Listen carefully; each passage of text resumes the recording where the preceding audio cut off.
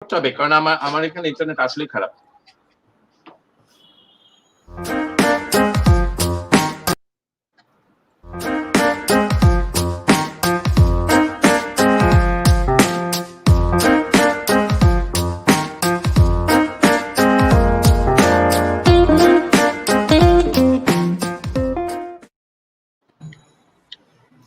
Hello and welcome everyone to another episode of Cast Presents Deshi Tech Adda. আজকের এপিসোডটা it's a little bit interesting কারণ আমাদের সাথে আজকে আছে আরো দুইজন রিনাউন্ড কোম্পানির ফাউন্ডার। আমি কুইক একটা ইন্ট্রো দিতেছি, কিন্তু তারা নিজেরাই তাদের কোম্পানির ব্যাপারে বলবে এবং তাদের নিজস্ব ব্যাপারে বলবে।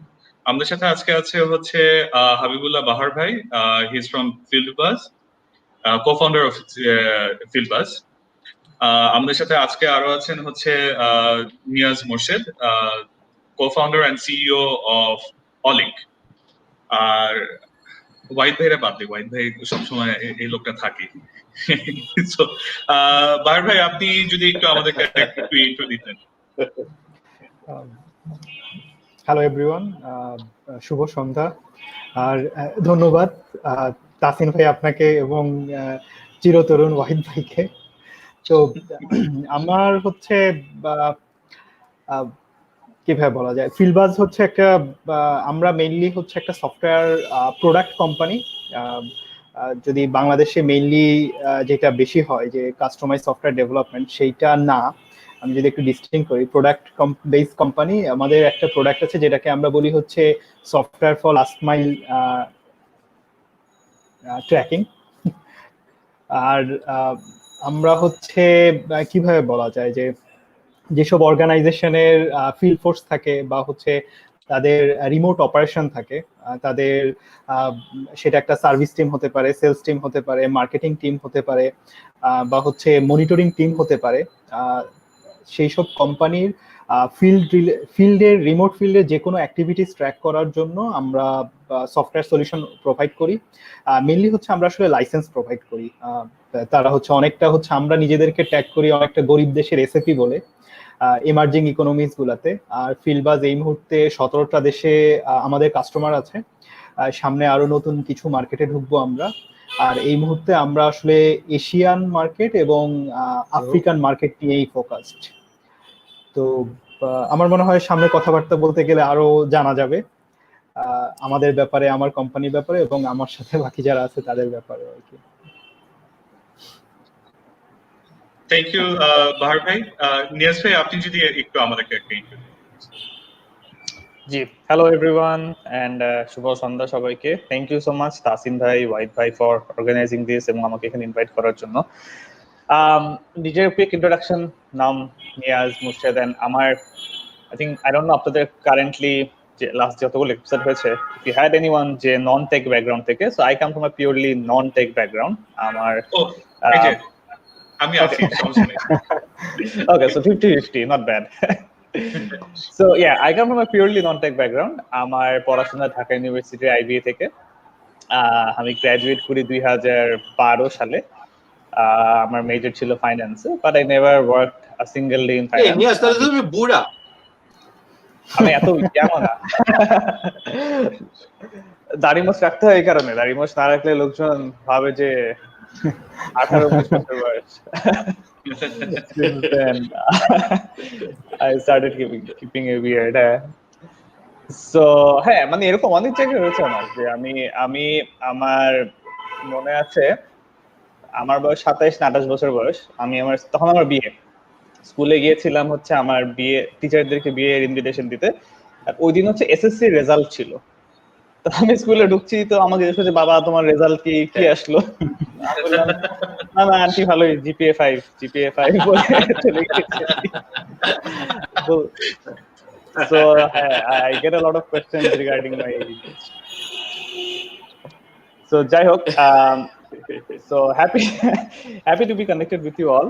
যেটা বললাম যে আমার জার্নি আসলে is a bit different probably from a lot of others since আমি একটা non tech background থেকে, and it's been an interesting journey. আমি আমার কোম্পানি এন্টারপ্রেনিউরিয়াল জার্নি শুরু হয় even before I graduated. আমি 2012 সালের জানুয়ারিতে গ্রাজুয়েট করি, বাট আমার কোম্পানি স্টার্ট করি 2010 সালে। So we'll give more details. I'll talk a bit more about my journey as we go on to the later parts of the show. But yeah, I mean, very happy to be here with you all. Generally, আমি অত বেশি কথা বলি না, but আবার কথা বলা শুরু করলে I start talking a lot. So Tasin bhai, feel free to stop me if I go. না, এটা আমরা খুব এনজয় করি যে a person more comfortable will speak their mind. So এটা আমরা অনেক বিষয় করি। তুমি ভয় পেও না, আমার হাতে মাইক আসলে আর আমি মাইক দেই না। সো তাসিন আমারে শুধু ঝাড়ি মারে কেন মাইক নিয়ে গেছে এই জন্য। সো আমরা you're in the right group then, সবাই মাইক নিয়ে টানাটানি করব আমরা। আমাদেরকে যদি অলিকের ব্যাপারে একটু কিছু বলতেন যে অলিক কোম্পানির what do you do and most of the developers that they work there, ওইটা ব্যাপারে যদি একটু ব্যাকগ্রাউন্ড। Sure. আমি একটু অলিকে আসার আগে আমি একটু ব্যাকগ্রাউন্ড দিই। আমি আমার এন্টারপ্রেনিউর জার্নিতে একটু ব্যাকগ্রাউন্ড দিলে প্রবাবলি অলিকের স্কোপ অফ ওয়ার্কটা এক্সপ্লেইন করাটা আরেকটু ইজি হবে। সো আমি একটু সময় নিয়ে আমার ব্যাকগ্রাউন্ডটা দিই। সো আমি আমার জার্নি শুরু করি এন্টারপ্রেনিউর জার্নি ব্যাক ইন 2009 2010। তখন আমরা আইবিএ তে অধ্যয়নরত অবস্থায় ছিলাম। তো তখন আমরা we had a group of friends. We used to make a lot of films. We were into motion graphics and 3D animation. So we used to make them for a lot of business competitions. আমাদের business গুলো একটা চলন আছে বিভিন্ন ধরনের business competition করার, বিভিন্ন internal shows, সেখানে আমরা we used to make those stuff. And then one of those days we got an offer from some reputed multinational companies যে তোমরা আমাদের কিছু অ্যানিমেশন করে দাও, we'll pay you for it. We're like, wow, we'll make some of these stupid stuff and we're gonna get paid for it. So great. So তখন থেকে আসলে জার্নিটা শুরু। ইট ওয়াজ ভেরি স্পন্টেনিয়াস। আমাদের কখনোই আসলে কোনো প্ল্যান ছিল না টু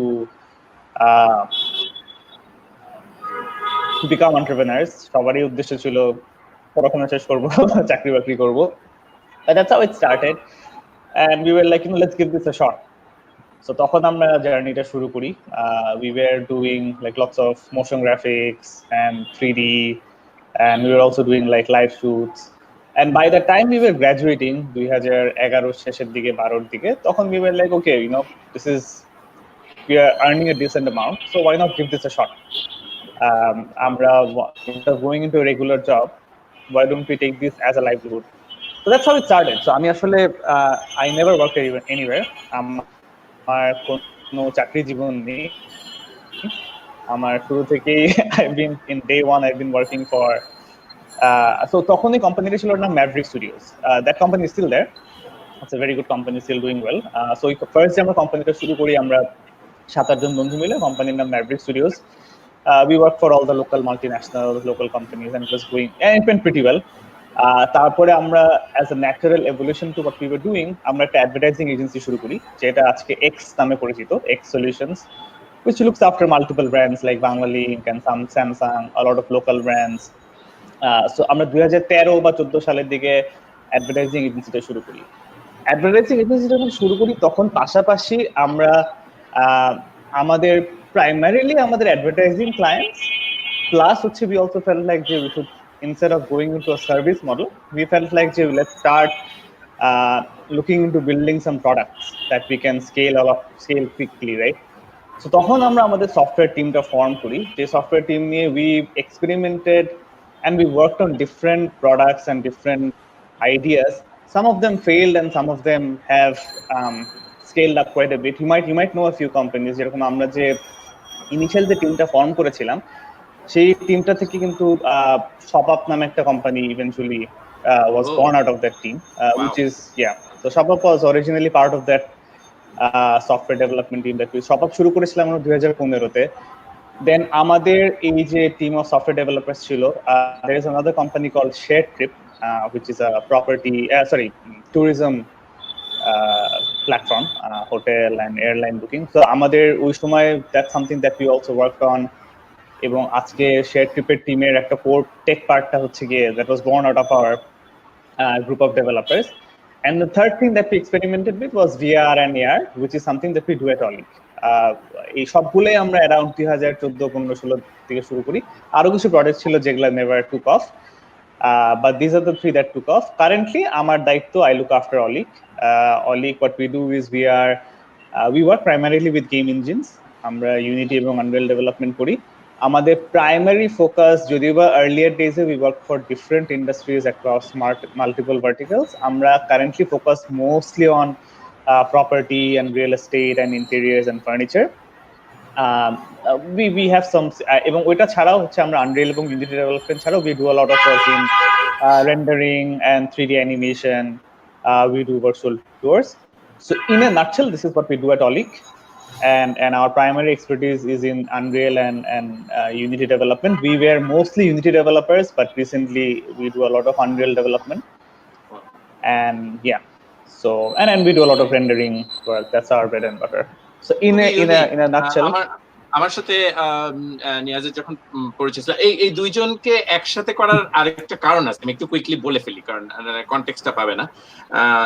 দুজনের সাথে আমার পরিচয় হয়েছিল চায়নাতে, একটা ইভেন্টে, একটা টেক ফেয়ারে। তো মেইন সমস্যা হচ্ছে যে চায়নাতে ইংরেজি মোস্ট লোক বলে না, বাংলা তো বলেই না। তো আমরা মূলত ওখানে একটু বোবার মতন দাঁড়িয়ে থাকা ছাড়া আসলে তেমন কিছু করি নাই। আর যেটা লাভের মধ্যে লাভ হয়েছে, আমার সাথে মানে আমাদের সবার সাথে সবার পরিচয় হয়েছে। সফটওয়্যার ইন্ডাস্ট্রিতে সবাই একটু ব্যস্ত থাকি বা একটু ইন্ট্রোভার্ট হতে পারে, যদিও আমার মনে হয় না এখানে কেউ ইন্ট্রোভার্ট আছে, সবাই আমরা বেশ এক্সট্রোভার্ট, কিন্তু কেন জানি যোগাযোগটা হয় না। তো সেই সুযোগে দেখা হয়েছিল, সেই কনটেক্সটেই আমার পরিচয়। এবং আমি ওই চায়না ট্রিপে আমার বিশাল একটা পজিটিভ, মানে আমার ব্যবসাগতভাবে কোনো লাভ হয়নি, কিন্তু একটা বিশাল পজিটিভ হচ্ছে মানুষগুলোর সাথে পরিচয়। এবং প্রত্যেকটা গল্প আমার কাছে এত ইউনিক মনে হয়েছে।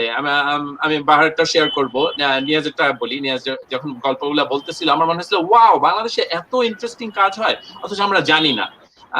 এক্সপোজার আরো দরকার, কারণ এগুলা আসলে এত পটেনশিয়াল আছে। গেম ইঞ্জিনে কাজ করতেছে, ইউনিটিতে, তখন আমি ইউনিটি সম্পর্কে ভালো কিছু জানতামই না। তো ইউনিটি সম্পর্কে ইনফ্যাক্ট নিয়াজি আমার প্রথমে একটা আইডিয়া দিলা যে ইউনিটি না অত কঠিন না, গেম আসলে বানানো যায়, এই ধরনের কিছু জিনিস বলছিলাম। কারণ সফটওয়্যার ডেভেলপারদের সবারই ড্রিম হচ্ছে গেম বানাবে, আজকে না হোক কালকে বানাবে।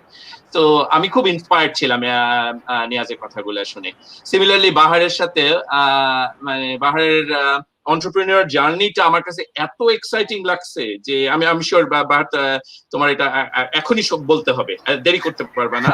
তাসিনের কোথায় নেক্সট কোশ্চেনই ছিল এন্টারপ্রেনিউর জার্নি, নিয়াজ যেটা কাইন্ড অফ একটু শুরুই করে দিছো, সেটাই বাহারের কাছে শুনবো। বাট বাহার আমার সাথে বেজিং এর রাস্তায় হাঁটতে হাঁটতে এটা শেয়ার করছিলাম, আমি নিজে এত ইন্সপায়ার্ড হয়েছি যে অ্যামেজিং। আমার কাছে মনে হচ্ছে যে this is a story that needs to be shared. তো বাহার একটু বলবা কিভাবে তুমি শুরু করলা? হ্যাঁ, শিওর। আর অন দ্যাট পয়েন্ট ওয়াহিদ ভাই, আপনি আমার লাইফের কি বলা যায় যে একটা থাকে মানুষের বিজনেস হিরো আর একটা হচ্ছে পার্সোনাল লাইফের হিরো। আপনি অ্যাকচুয়ালি আমার পার্সোনাল লাইফের হিরো। হ্যাঁ, মানে অ্যাপার্ট ফ্রম ওয়ার্ক আমি আপনার থেকে অনেক কিছু শিখছি। এবং না, এইটা এমন না যে ইভেন্ট দেখে বলতেছি, মানে আই ডু, আমার পরিচিতদের অনেকেই মাঝে মাঝে হচ্ছে কাজের ফাউন্ডার ওয়াহিদ ভাইয়ের কথা বলি আর কি, not from work point of view, মানে লাইফটাকে কিভাবে নিতে হয় বা কিভাবে কি করতে হয় সেই থেকে।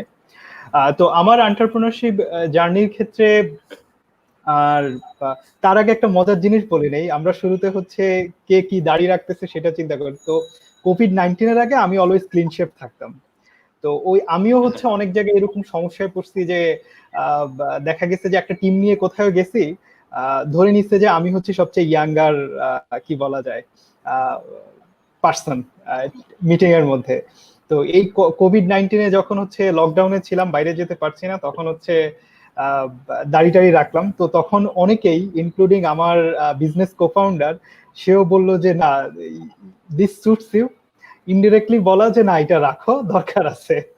তো যাই হোক, তো এইখানে হচ্ছে এন্টারপ্রেনারশিপ জার্নির ক্ষেত্রে যদি বলি, তাহলে একটা আমি একটু ইন্টারাপ্ট করি।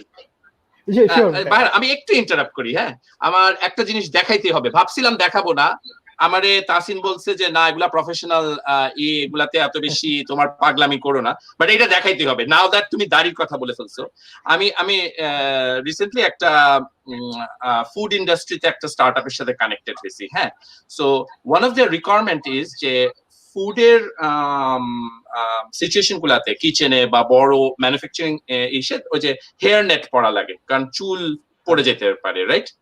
সো আমি গেছি ওই ফ্যাসিলিটিতে, আমি গেছি, আমারে বলছে যে তোমার তো আসলে চুলে অত বেশি না, চুলে তো বেশি দরকার না, কিন্তু তোমার তো দাড়িতে দরকার, ঠিক আছে? আমি বললাম এটা কিভাবে সলভ হবে, আমি তো হেয়ার নেট পড়তে পারি না। সো ওরা বললো যে ডোন্ট ওয়ারি, আমাদের আছে দাড়ির জন্য স্পেশাল হেয়ার নেট আছে। So this is it, I don't know if you can see it. Yeah, this is it. So the way it works is তুমি এভাবে নিয়ে এটাকে এভাবে পড়তে পারবা, এবং এটা দাড়িরই হেয়ার নেট, এভাবে থাকে, দেখতে পাচ্ছ? So I don't know তোমরা কি কখনো দেখছো নাকি এই জিনিসটা? খুবই আজব, খুবই আজব। ওয়াহিদ ভাইয়ের গত 30 বছরের মধ্যে, 30-40 বছরের মধ্যে তার কোনো না কোনো চুলের মধ্যে কোনো কাজে লাগছে, এটার জন্য সে যে খুশি। তার মাথায় তো চুল নেই। এটা চুল, আমি আসলে ইয়াং। বাহার তুমি একটা বলতেছিলে না যে সব মিটিং এ গেলে সবাই তোমার ইয়াং মনে করে, আমারও আসলে মনে করা উচিত, কিন্তু আমার আসলে চুল পড়ে গেছে দেখে। আমি তো বয়স বেশি না। আপনার সাথে কিছুক্ষণ কথা বললেই ধরেন তারপরে মনে হবে আচ্ছা এই ভদ্রলোক কি আসলেই বেশি বয়স হয়েছে নাকি অল্প বয়সে চুল পড়ে গেছে। কেন আসলে বেশি বয়স হয়েছে মানে কি? আমার তো আসলে বেশি বয়স না। না, বয়স বেশি না তো, মানে এইটাই পরে বুঝতে পারি। আচ্ছা বাহার, আমি তোমার ইন্টারাপ্ট করছি। বাহার ভাই আপনি কন্টিনিউ করেন। আচ্ছা আমরা তো আমি তোমার ইন্টারাপ্ট করছি, সরি, বলো। না, ইটস ওকে। তো আমার আসলে মানে নিয়াজ যেরকম বলতেছিল যে প্ল্যান করে কিছু হয় নাই, তো আমার এন্টারপ্রেনারশিপ জার্নি আসলে সেমি প্ল্যান করা। আমি বুয়েটে কম্পিউটার সায়েন্সে নেই, তো বুয়েটে আমার কম্পিউটার সায়েন্স নেওয়ার উদ্দেশ্যই ছিল যে আমি কম্পিউটার রিলেটেড কোনো একটা ব্যবসা শুরু করব। আর আমার ফ্যামিলিগতভাবে অনেক সবাই ব্যবসা করে ফেল করছে, সো ব্যবসা করবে এটা আসলে খুব এমন না যে আনন্যাচারাল টাইপের একটা চিন্তা ভাবনা। আর আমি যেহেতু ফ্যামিলির সবার ছোট, সুতরাং আমার উপর কেউ ভরসা করে বসে নাই। তো সবকিছু আর কি। তো বুয়েট থেকে যখন পাশ করব, আর আমার হচ্ছে ফুল টাইম জব এক্সপিরিয়েন্স নাই, পার্ট টাইম জব এক্সপিরিয়েন্স আছে। বুয়েট থেকে পাশ করেই মানে আমার ব্যবসা শুরু করা একটা ট্রেড লাইসেন্স নিয়ে। তো প্রথমে আসলে যে কেউ কম্পিউটার সায়েন্স থেকে পাশ করার পর ন্যাচারালি যেটা শুরু করে, আমিও শুরু করি, যে কাস্টমাইজ সফটওয়্যার ডেভেলপমেন্ট। উদ্দেশ্য ছিল যে এই কাস্টমাইজ সফটওয়্যার নিয়ে কাজ করতে করতে এর মধ্যে থেকে প্রোডাক্ট বের করব। তো এইটা বেশ স্ট্রাগল করি, মানে সিরিয়াস লেভেলের স্ট্রাগল, মানে অনেকটা বলা যায় যে নেগেটিভ লেভেলের ইনকাম। নিয়াজরা লাকি যে শুরু থেকেই হচ্ছে ভালো রেভিনিউ পাচ্ছিল, আই ওয়াজ আনলাকি। এবং অলসো শুধু আসলে লাক ফ্যাক্টর না, আমি হচ্ছে আসলে বিজনেস বুঝতাম না। হ্যাঁ, যে ইঞ্জিনিয়ারিং একটা চিন্তা ভাবনা থেকে লজিক্যালি চিন্তা করা যে আচ্ছা এই প্রোডাক্ট আছে, মানুষ কিনবে, টাকা দিবে, হ্যাঁ কেন দিবে না। তো আসলে ব্যাপারটা ওরকম হয় না। ব্যাপারটা হচ্ছে বেচা বিক্রি যে একটা বিশাল ব্যাপার, এটা শিখা লাগবে। মানুষের কাছে গিয়ে যে বুঝানো যে ওকে এই প্রোডাক্ট আছে, এইটা নিলে তোমার এই লাভ হবে, সুতরাং আমাকে এত টাকা দাও। এই সিম্পল ব্যাপারটা আসলে বুঝতে অনেক টাইম লাগছে, অনেক ভুল করে, অনেক ধরা খেয়ে। তো তো এর মাঝে একটা যেটা হয়েছে যে আমি যখন আমার প্রথম যে কোম্পানিটা প্রগম্যাটিক ডেভেলপার নেটওয়ার্ক, সেইটার বন্ধ না করেই আমি আসলে নতুন আরেকটা কোম্পানিতেই আমার আরেক ফ্রেন্ডের সাথে মিলে 6 ডিগ্রি কমিউনিকেশন লিমিটেড, এইটা মেইনলি ছিল মোবাইল ম্যানুফ্যাকচারিং। বাংলাদেশে না, আমরা চায়নাতে ফ্যাক্টরির সাথে কন্ট্রাক্ট করে আমরা ডিজাইন তৈরি করতাম, বা হচ্ছে যে বেশ ওদের একটা স্পেসিফিকেশন থাকতো, সেই অনুযায়ী ডিজাইন করে চায়নাতে পাঠাতাম, ওরা ম্যানুফ্যাকচার করতো, বাংলাদেশে আমরা সেলস ডিস্ট্রিবিউশন সবকিছু, ওয়ারেন্টি, এভরিথিং, সার্ভিস। তো এই 6 ডিগ্রি নিয়ে কাজ করতে গিয়ে আমার আসলে বিজনেস চালানোর প্রাতিষ্ঠানিক অভিজ্ঞতা হয়। প্রাতিষ্ঠানিক অভিজ্ঞতা মানে কিরকম, সেটা হচ্ছে যে একটা টিম থাকবে, একটা হায়ারার্কি থাকবে, একটা বিজনেস প্ল্যান থাকবে।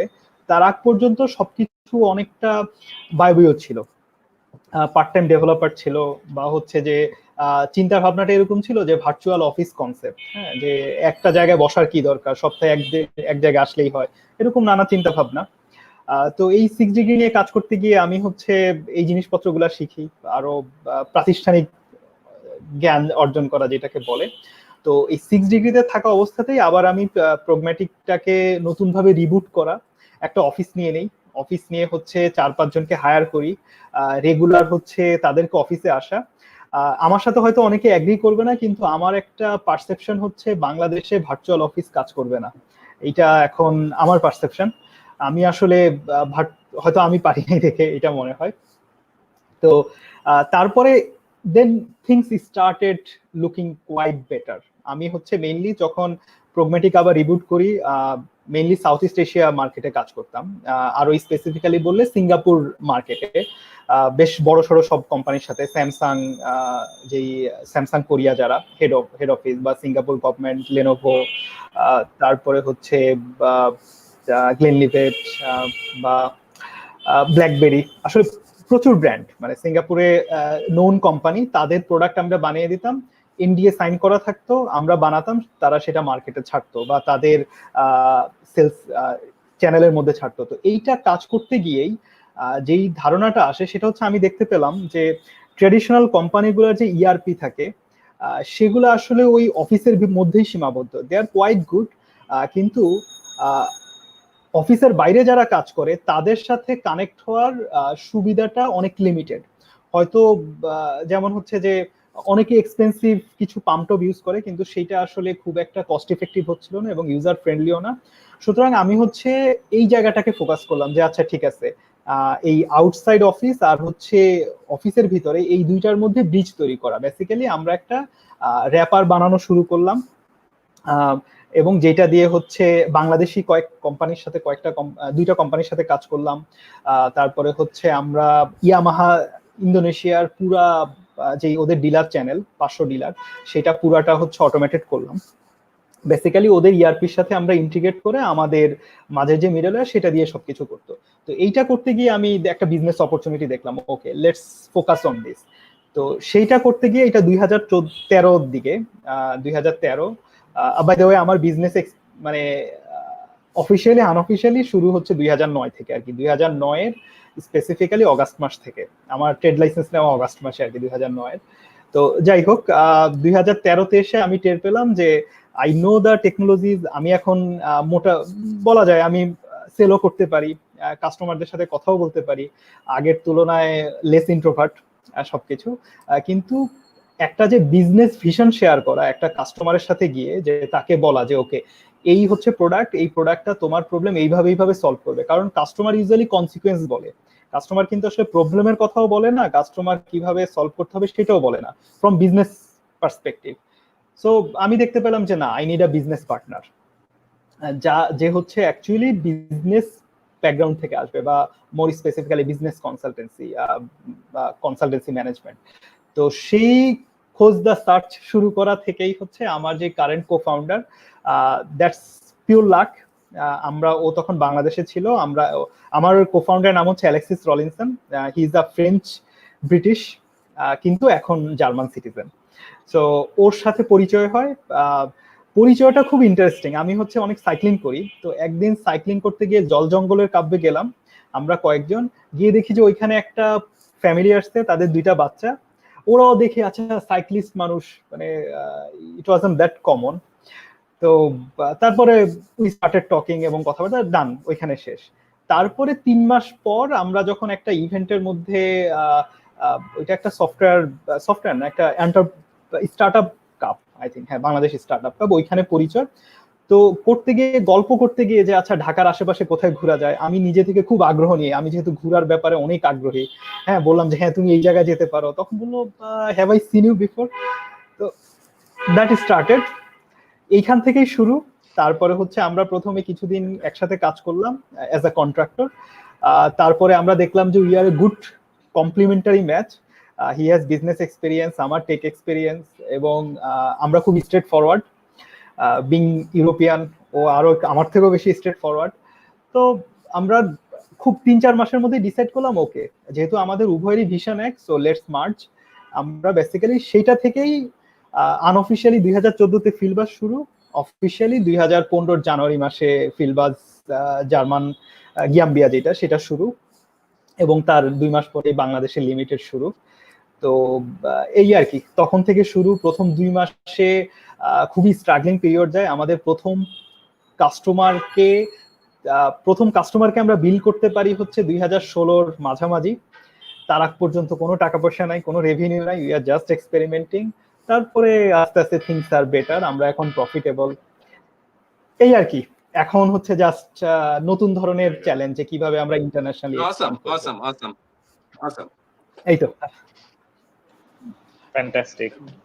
দুইজনের স্টোরিতে একটা কিন্তু কমন থিম আছে, সেটা হচ্ছে আমি জানি না আমার ইন্টারনেট কানেকশন কতটুকু ভালো, কেটে আসতেছে নাকি, তাসিন যদি না হয় আমার একটু পিক আপ করে ফেলো। সো দুইজনের স্টোরিতে একটা কমন থিম, সেটা হচ্ছে দুইজনেই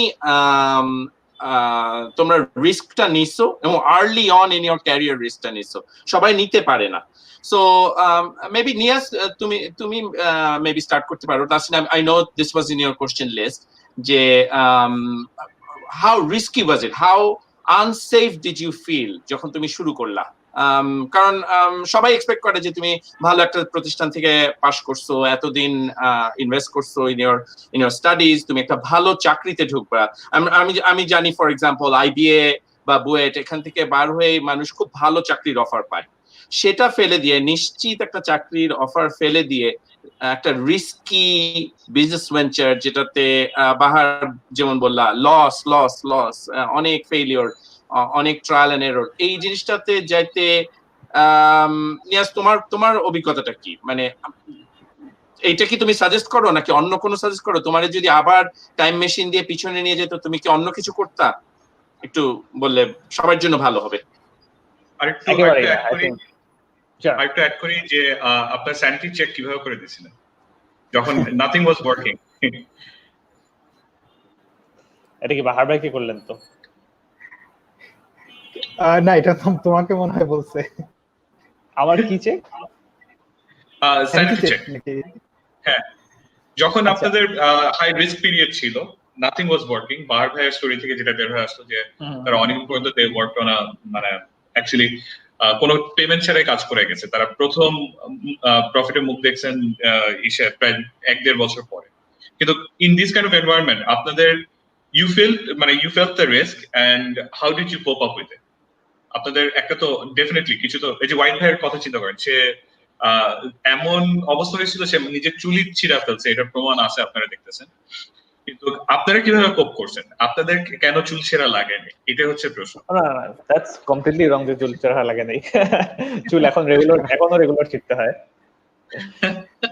So yeah, I think just to start from Wahid bhai's question, যে if I went back in time, whether I would do it all over again, definitely yes. Absolutely no regrets. It's been 10 years, but it's been a phenomenal journey, অনেক ups and on and downs. Definitely lots of downs, lots of difficult periods, but lots of really, really good periods as well. So I would do this all over again. No doubts about that. I don't regret a single minute of what I've done over the last 10 years. রিস্কের point of view থেকে বললে দেখেন, আমি I would be very, very upfront about it. I'm privileged, right? I think the fact that I don't have to আমার যেহেতু basics, যে আমার থাকা খাওয়া নিয়ে, I come from a generally okay stable family, যেখানে অ্যাটলিস্ট আমাকে আমার থাকা খাওয়া নিয়ে চিন্তা করতে হয়নি। So when I was thinking about যে ঠিক আছে whether I would go into this whole journey, I felt যে ঠিক আছে যে I have a good degree behind myself, যে আমরা যদি এখানে কোনোভাবে ফেল করি, if the business doesn't go well, I can just get a job, because generally যেহেতু পড়াশোনার educational background was okay, একটু ইজ্জত যাবে, বাট একটু ইজ্জত যাওয়ার পরে we can just go back to a job. So that was always in the back of our heads, যে even if it fails, it's not the end of the world for us. Right? So ওইটা was one factor. Another factor was ঠিক আছে যে আমার তো when we were starting, তখন আমাদের we already had a decent amount of revenue, যেটাতে we could sustain ourselves. ঠিক আছে, so that was also another good positive factor for us. ঠিক আছে, whatever we were earning when we graduated, ঠিক আছে, whatever we were earning was less than what our batchmates would earn. আমাদের ব্যাচমেটরা, আমার এখনকার wife, তখনকার গার্লফ্রেন্ড, সে যখন চাকরিতে ঢুকছিল তার আর্নিং আমার থেকে অনেক গুণ বেশি। So of course those are factors, but we still felt that we are on the right track, and এবং we are on the right track, এবং আমরা যেভাবে গ্রোথ ট্র্যাজেক্টরি আছে, যেভাবে আমাদের কোম্পানিটা গ্রো করছে, we felt that we will eventually make it. It took a lot of time. এখনো of course we haven't made it, of course, it's an ongoing process, but it's been a great journey. এবং যেটা বললাম, যে risk ফ্যাক্টরটা was always there, but probably আমার রিস্কটা mitigated ছিল দুইটা কারণে। একটা হচ্ছে যে we could always go back to if it doesn't work out we can always go and look for a job, and the fact that আমার যেহেতু the basics were covered, যে আমার যেহেতু আসলে আপাতত থাকা খাওয়া নিয়ে চিন্তা করতে হচ্ছে না, যেটাকে বাপের হোটেলে থাকতাম, তো বাপের হোটেলে থাকতাম বলে আপনার ওই জিনিস কভার ছিল, and I could take that amount of risk, right? So those two factors worked. আমার মনে হয় নিয়াজ, এই বাংলাদেশিদের আমাদের এটা একটা বিরাট অ্যাডভান্টেজ, যেটা আমরা হয়তো বা রেকগনাইজ করি না বা আমরা বুঝি না, যে স্টার্ট আপ করতে গেলে আসলে একটা সেফটি নেট থাকলে ভালো, কারণ then you take more risks, right? আমরা টিপিক্যালি আমরা সবাই বাপের হোটেলে থাকি, রাইট? আমরা স্টুডেন্ট লাইফ বলো, আমি তো ইনফ্যাক্ট এই কিছুদিন আগ পর্যন্ত বাপের হোটেলেই থাকতাম, মানে ধরো 3 বছর আগ পর্যন্ত আসলে আমি বাপের হোটেলেই থাকতাম। রিসেন্টলি আমারে বলতে পারো লাথি দিয়ে বার করে দিচ্ছে, অনেকটা এরকম অবস্থা হতে পারে, যে এত বয়স্ক লোক আর রাখা যাচ্ছে না। সো আমাদের আসলে এটা একটা হিউজ অ্যাডভান্টেজ আমাদের সোসাইটিতে, পার্টিকুলারলি বাংলাদেশে, যেখানে আমি জানি আমি যদি ফেল করি ইন মাই বিজনেস, হ্যাঁ ইজ্জত যাবে, খুবই বাজেভাবে ইজ্জত যাবে, এবার there is no question about it, right? মানুষজন হাসাহাসি করবে, বউর কাছে মুখ দেখাইতে পারবো না ইত্যাদি ধরনের, গার্লফ্রেন্ডের কাছে মুখ দেখাইতে পারবো না, ইনফ্যাক্ট গার্লফ্রেন্ড থাকে নাও থাকতে পারে, অনেক ধরনের সমস্যা আছে। সো বাট ওইটা বাদে we can take risks. এটা একটা আমাদের society kind of guarantees that we can take risk. আমরা সেই তুলনায় কম নেই, কিন্তু থ্যাঙ্কফুলি এখন কালচারটা আসছে, এই রিস্ক নেওয়ার কালচারটা আসছে, স্টার্টআপস আমরা দেখতে পাচ্ছি। আমার মনে হয় Bangladesh has a very good chance on this game just because of the social safety net that we have. Yeah, so of course, that's an interesting take. Bahar, what's your feeling about the risk? হ্যাঁ, এখানে আমি আসলে নিয়াজের সাথে পুরো 100% comply করব। যেমন মানে absolutely একটা ব্যাকআপ প্ল্যান ছিল, সেটা হচ্ছে বুয়েটের ডিগ্রি। আর আমি যেহেতু রিলেভেন্ট কাজই করতেছিলাম, হ্যাঁ, যে যখন ব্যবসা শুরু করি আমিও হচ্ছে আমি মেইন ডেভেলপার ছিলাম, সুতরাং হচ্ছে যে এক্সপেরিয়েন্স ওয়াইজ ভাবে আমি এমন না যে I was lagging in the industry. সুতরাং সবসময় একটা ব্যাকআপ প্ল্যান ছিল যে okay, if things doesn't work within 1 month I can join any other company, হ্যাঁ, এবং হয়তো স্যালারিগত ভাবেও খুব একটা সমস্যা হবে না। তো তার সাথে হচ্ছে যে আমার ক্ষেত্রে আমার ভাই ছিল, ওই থাকা খাওয়ার জন্য হচ্ছে আমাকে চিন্তা করতে হয় নাই। আশেপাশে অনেক কথা শুনতে হয়েছে যে বুয়েটের ছেলে পাশ করে কি করে, হ্যাঁ কিছু নাই, বা হচ্ছে সারাক্ষণ ঘরে বসে থাকে কেন, এই ধরনের কথাবার্তা শুনতে হয়েছে। কিন্তু ওই যে ওগুলা ইগনোর করলে আসলে ডেফিনেটলি ওই সেফটি নেটটা ছিল। তো এই কারণে হচ্ছে মানে এই একটু প্রাসঙ্গিক ভাবে যদি বলি, মানে এই জন্য যখনই কেউ আমাকে জিজ্ঞেস করে অনেকে যে আচ্ছা ইভেন বুয়েট থেকেও বা হচ্ছে যে স্পেশালি যারা এখন নতুন সফটওয়্যার ইঞ্জিনিয়ার, কেউ ব্যবসা, তো প্রথমে আমি যেটা বলি সেটা হচ্ছে যে পড়াশোনাটা ঠিকঠাক মতো শেষ করলে একটা ব্যাকআপ প্ল্যান তৈরি হয়। বাংলাদেশের জন্য এটা খুবই ইম্পর্টেন্ট। হ্যাঁ, ওই ড্রপ আউটের কথা চিন্তা করে লাভ নাই, কারণ আমাদের মানে হ্যাঁ আমরা তো খুব কম মানুষই, খুব রেয়ার কেসে যে খুব একটা অ্যাফ্লুয়েন্ট ফ্যামিলি থেকে আসে। আর অন দ্য আদার সাইড সেটা হচ্ছে আমাদের আর কিছু না হোক ভাই বোনরা আছে, থাকা খাওয়া নিয়ে একটা উপায় হয়েই যাবে আর কি ফেল করলে। তো আমার মনে হয় হ্যাঁ সবার যে এন্টারপ্রেনার হতে হবে তা না, কিন্তু যদি এটা মনে হয় আমি একটু অ্যাডভান্সে বলে দিচ্ছি, সেটা হচ্ছে যে বা নিয়াজের ক্ষেত্র, আমার ক্ষেত্র, ইভেন ওয়াহিদ ভাই আপনার ক্ষেত্রেও মনে হয় আপনি একটু দেরিতে মনে হয় শুরু করছিলেন, আমি যতটুকু মনে পড়ে। তো কিন্তু শুরু করলে আসলে আর্লি শুরু করাই ভালো, স্টার্ট আর্লি ফেল আর্লি, তাতে মনে হয় ফিরে আসার চান্স থাকে। কিন্তু একজন অনেকদিন চাকরি টাকরি করে ফেলছে, একটা লাইফের স্ট্যান্ডার্ডে চলে গেছে, সেই অবস্থা থেকে আসলে রিস্ক নেওয়ার চান্স কমে যায়, এটা আর কি। খুবই এবং কঠিন হয়ে যায়, আসলে কঠিন হয়ে যায়। জাস্ট যদি এখানে একটু অ্যাড করি, আই ডোন্ট থিংক আমি এখানে বারবার সাথে ডেফিনেটলি আর্লি স্টার্ট করলে কিছু অ্যাডভান্টেজ থাকে, যে আপনি যেই এক্সপিরিয়েন্স গুলো পাচ্ছেন early on in your life, যে আমার বয়স এখন comparatively অত বেশি না, but even at this age the sort of experience that I have, I'm pretty sure a lot of people do not have. But at the same time that does not mean যে আপনি একবার 35 বা 40 ঊর্ধ্ব হয়ে গেলে you cannot start a business. এখন মনে silicon ভ্যালির একটা নাম্বার আছে যে the age of successful startup entrepreneurs are probably 40 plus now. because there are 40 plus, because আমি জানি যে some of the mistakes that I've made over the last 10 years, some of them were, when I look back, they were like such stupid mistakes. Maybe I wouldn't have done that had I been a bit more experienced and had I been a bit more aged. But the whole point of what I'm trying to say is that there is no right or wrong. I think whether I agree. Yes, I completely agree. যেটা হচ্ছে যে but early start করলে better. এটার কোনো early start কারণ হচ্ছে বাংলাদেশের পার্সপেক্টিভে আসলে definitely there are people who are successful এবং ডেফিনেটলি অনেকেই ট্রাই করতে পারে, কিন্তু আমার কাছে যেটা মনে হয়েছে আর কি যে ইভেন আমরা যদি ওই যে সিলিকন ভ্যালি, মানে আমি আসলে বাংলাদেশ সোসাইটির পার্সপেক্টিভে বলছি, বা বাংলাদেশের যে সোশিও ইকোনমিক সিচুয়েশনটা সেটার পার্সপেক্টিভে বলছি, যে আমাদের এইখানে ধরা যাক আমার বয়সী, হ্যাঁ আমার বয়স এখন 35, আমি যদি আজকে এন্টারপ্রেনারশিপ জার্নি শুরু করতে যেতাম, তাহলে হচ্ছে আমাকে চিন্তা করতে হতো যে আমার যে ফ্যামিলি আছে মানে একটা ব্যাকআপ প্ল্যান আছে কিনা, তাই না? মানে শুরু করা তো, কারণ তখন শুধু নিজের কথা চিন্তা করলে হয় না।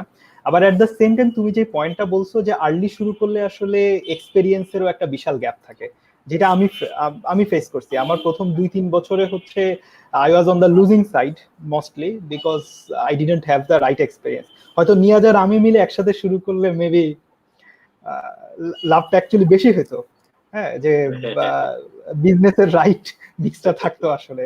হ্যাঁ, তো যাই হোক, যেহেতু নিয়াজকে তখন চিনতাম না, তাও ওয়াহিদ ভাইকে নিয়ে কেউ রিস্ক নেবে না।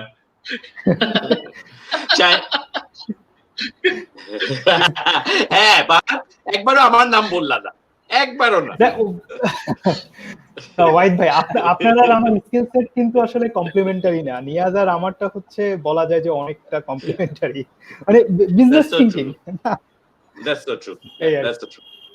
Yeah, that's so true. That's so true.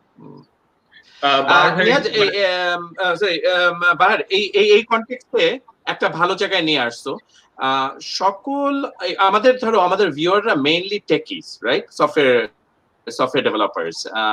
So একটা সফটওয়্যার ডেভেলপারের যে স্কিল সেট, সেটা দিয়ে বিজনেসটা ফুললি সাকসেসফুল রান করা আসলে নেক্সট টু ইম্পসিবল।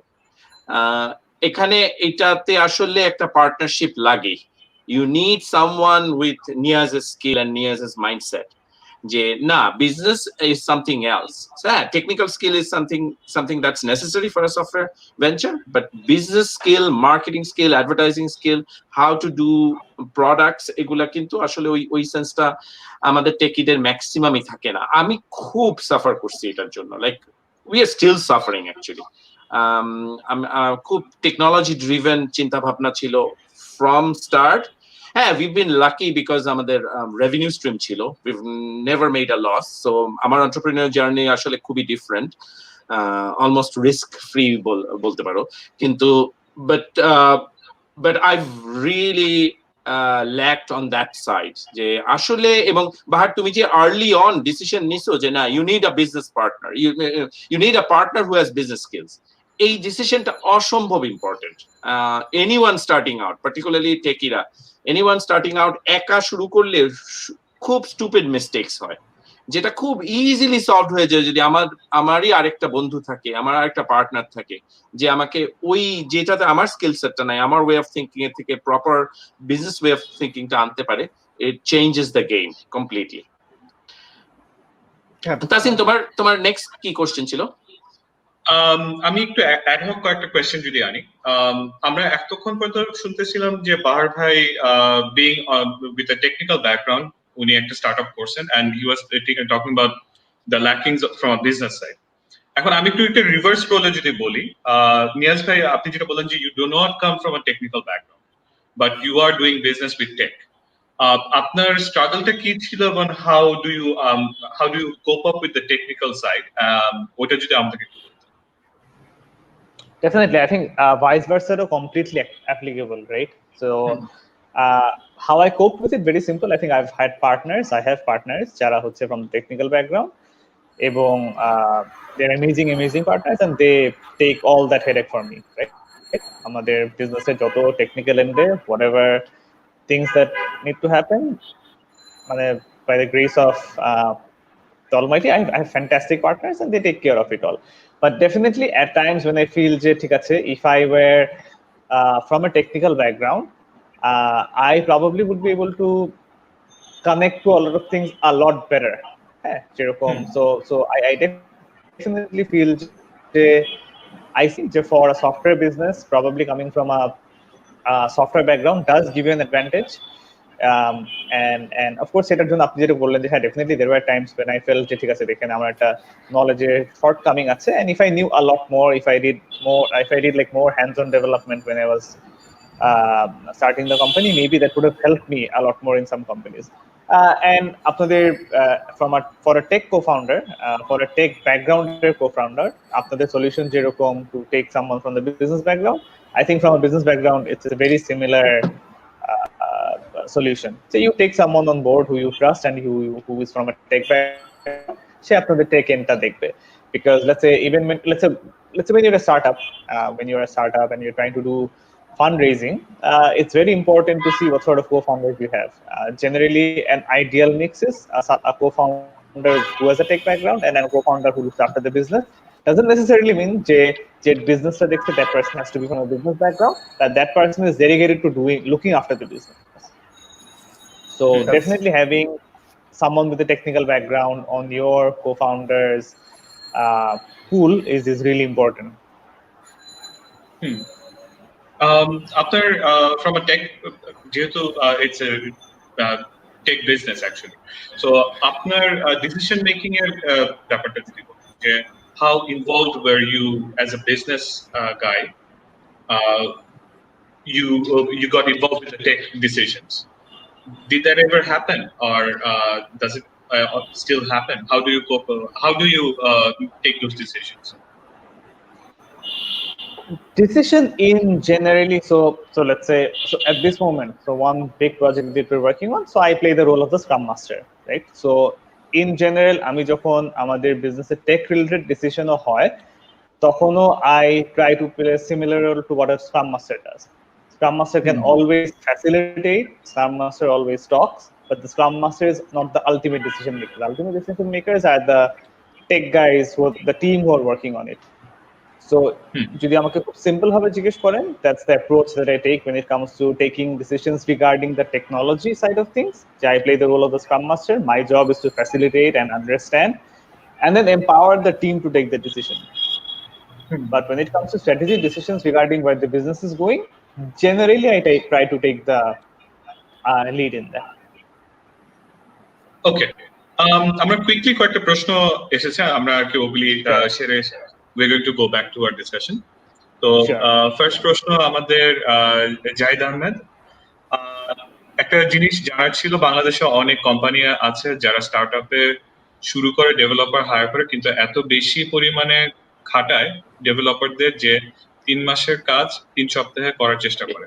আমার প্রশ্ন হলো, ডেডলাইন মিট করতে হবে ঠিক আছে, কিন্তু এটা তো বিজনেস পলিসি হতে পারে না।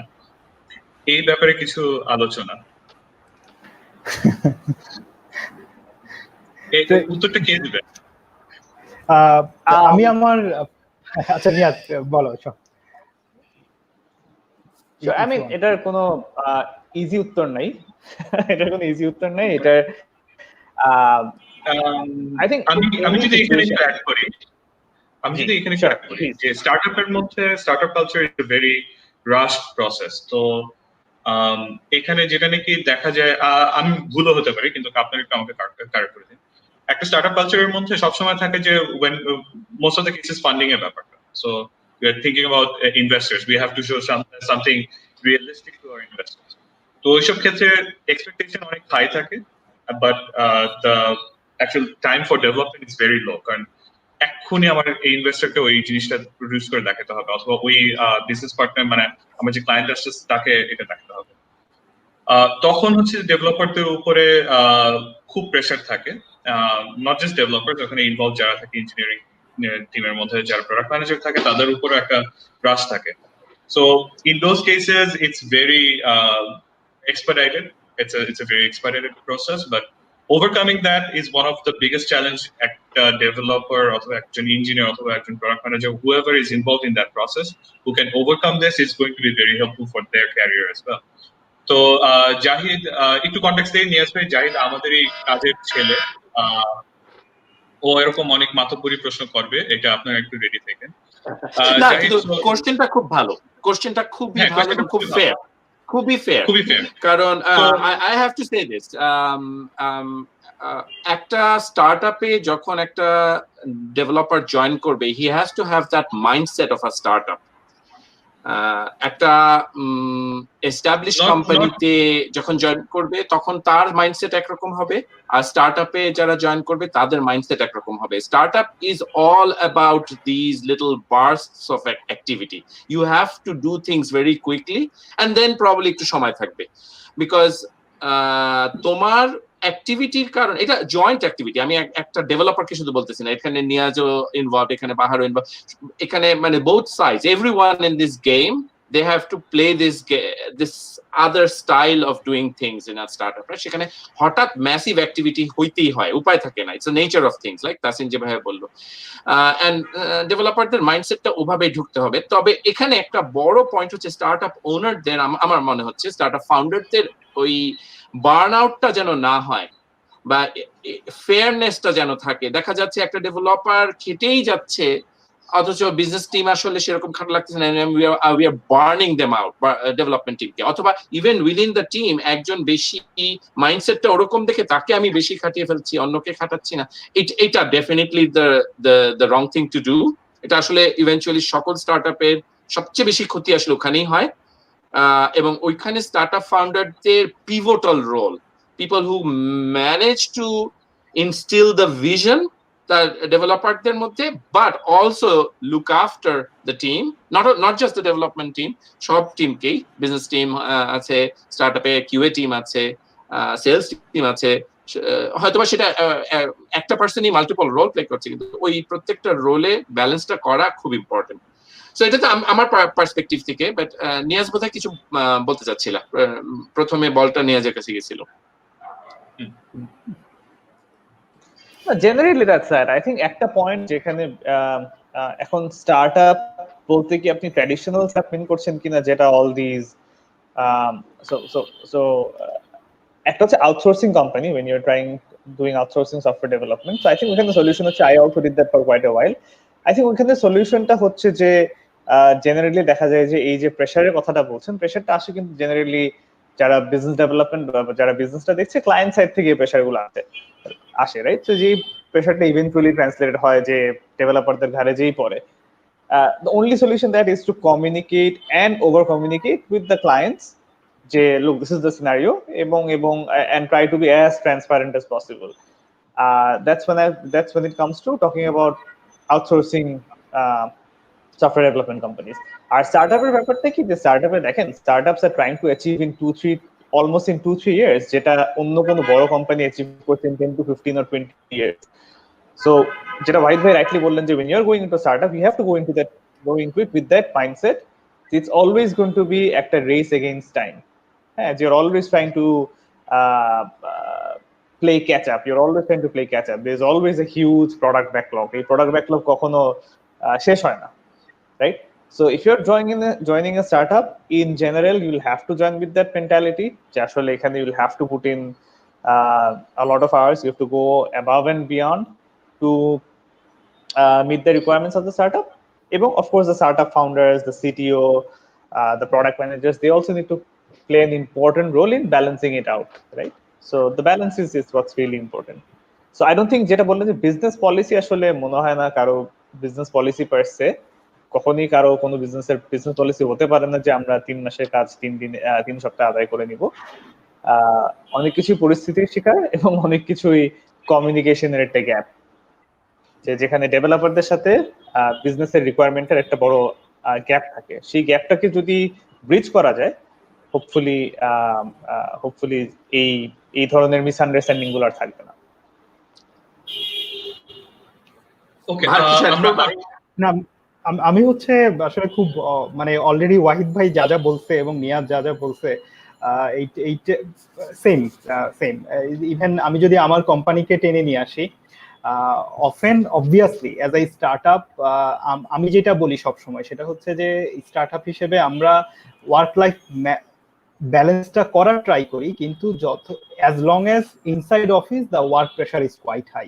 আর অবভিয়াসলি আমরা যেটা হচ্ছে যেমন আমি আমাদের যদি একটা উদাহরণ দিই, আমাদের একটা কাস্টমারকে আমরা যখন অনবোর্ড করছি, they use to be a SAP customer. তারা এসএপি কে ফেলে দিয়ে আমাদেরটা অ্যাডপ্ট করছে অনলি বিকজ আমরা হচ্ছে কমিট করছি যে will be delivering quite faster. So naturally যেটা এসএপি বলছিল যে দে উইল টেক 18 মান্থস, আমরা সেটা 6 মান্থসে মানে রেডি করে দিছি পাইলট করার জন্য। তো এই এখন as I start up, if I didn't take that challenge, আমার পক্ষে কিন্তু ওই ডিল আনাটাই সম্ভব ছিল না। তো এই জায়গাটা আমি যেটা বলবো সেটা হচ্ছে অবভিয়াসলি স্টার্ট আপের তো একটা চ্যালেঞ্জ থাকেই, কারণ হচ্ছে যে দে হ্যাভ টু শো, সেটা ইনভেস্টমেন্টের জন্য হোক, যে ইনভেস্টরদের প্রেসারে হোক, অথবা হচ্ছে রেভিনিউ এর জন্য হোক। হ্যাঁ, যেমন রেভিনিউরও কিন্তু কনস্ট্যান্ট প্রেসার আছে, তাই না? কাস্টমারকে আমার যদি রিলিজ গুলা না দেয় তাহলে হচ্ছে ওকে আমি বিল করতে পারি না, বা হচ্ছে ওই লাইসেন্সিং সাইকেল বা যেটাই চিন্তা করি। তো আমার মনে হয় এখানে আমরা যারা ফাউন্ডার তাদের যেটা দেখা দরকার, যেটা ওয়াহিদ ভাইও বললো, যে বার্ন রেটটা মাথায় রাখা, এবং হচ্ছে অ্যাট দ্য সেম টাইম সেটা বিজনেস সাইডে হোক বা ডেভেলপার সাইডে হোক, they need to be rewarded. তো রেকগনিশনটা ইম্পর্টেন্ট আমার কাছে মনে হয়। তারা যে আসলে কাজ করতেছে, ওই যে বলে না যে কলুর বলদের মতো খাটানা, স্মার্ট ওয়ার্ক। হ্যাঁ, মানে সেইটা আইডেন্টিফাই করাটা খুবই জরুরি আর কি। যে এবং মানে আমার মনে হয় যদি কনস্ট্যান্ট একটা প্রসেস থাকে, যে একটা স্টার্টআপ যখন শুরু হবে ন্যাচারালি খুবই একটা হটস্পট সিচুয়েশন থাকবে, তাই না? যে দেয়ার উইল বি রাত জেগে কাজ করা বা এরকম করা, কিন্তু যদি কনস্ট্যান্ট কমিউনিকেশন থাকে মানে ফাউন্ডার এবং টিমের মধ্যে, এবং আস্তে আস্তে তারা যদি দেখাতে পারে যে month on month, year on year things are becoming better at managing things, planning things, তাহলে আমার মনে হয় দ্যাটস ফিজিবল, সেইটা আমার মনে হয় প্রোগ্রেস। তো কিন্তু হ্যাঁ, দিন শেষে start up has their own challenges, সেখানে প্রেশার থাকবেই। আমার মনে হয় that differentiates between start up and corporate.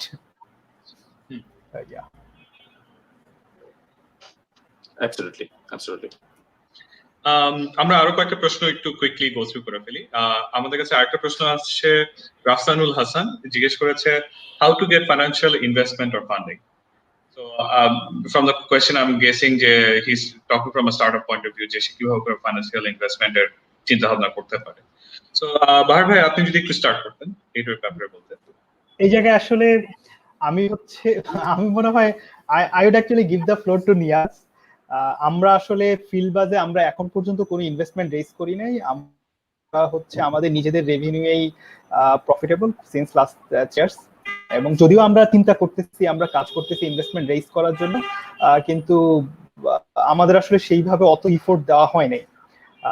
So হ্যাঁ, আমি হয়তো we know the rules, we know the things, কিন্তু আমার মনে হয় Niaz would be the right person to answer this. আমার নিজের যে অনেক বেশি এক্সপিরিয়েন্স আছে তা না, আমার নিজে অনেক কিছু তা না, but in general I mean, I think startup point of view থেকে বললে, I think you can, I think startup point of view থেকে when VCs try to fund you or angel investors or seed investors try to fund you, কয়েকটা কি জিনিস দেখে। হ্যাঁ, I think number one সবচেয়ে important হচ্ছে যে whatever product that you're trying to make অথবা whatever service that you're trying to give through your startup, whether that has a big enough market, right? স্টার্টআপদের কথা মাথায় রাখতে হবে, স্টার্টআপ ফান্ডিং অনলি তখনই হয়, ভিসিরা তখনই এসে আপনার পিছে টাকা দিবে যখন they think it's a big enough business. Because in general I think ভিসিদের সম্বন্ধে আপনাদের সবারই আইডিয়া আছে যে ভিসিরা 10টা জায়গায় ইনভেস্ট করে, they know যে আসলে 8টাই ফেল করবে, 2টা বা 3টা সাকসিড করবে। So যে 2টা বা 3টা সাকসিড করবে, they have to be like massive successes, right? Other than that it doesn't make sense for them. So they would only invest behind businesses যেটা এমন একটা মার্কেটে কাজ করছে which is a very big market, which has a total addressable market has to be of significant size. That's one, because without that there is no growth. Number two হচ্ছে whatever market that you're trying to address, whether you have the expertise to tackle that, that's really important. Whether you have the team, or একটা টিমটাকে দেখে যে টিমটাকে নিয়ে you're trying to address that market, whether that team has the right sort of chemistry. And number three যেটা দেখে যে whether you have any sort of attraction, যে whether নিজের টাকা খরচ করে বা অল্প একটু টাকা পয়সা রেজ করে Have you tried to build a prototype or something যেটা has shown some sort of a traction, shows some sort of a promise যে না this has a market potential? In general এই দুই তিনটা জিনিসই মেইন, I think সবচেয়ে important হচ্ছে যে whether there is a market for it.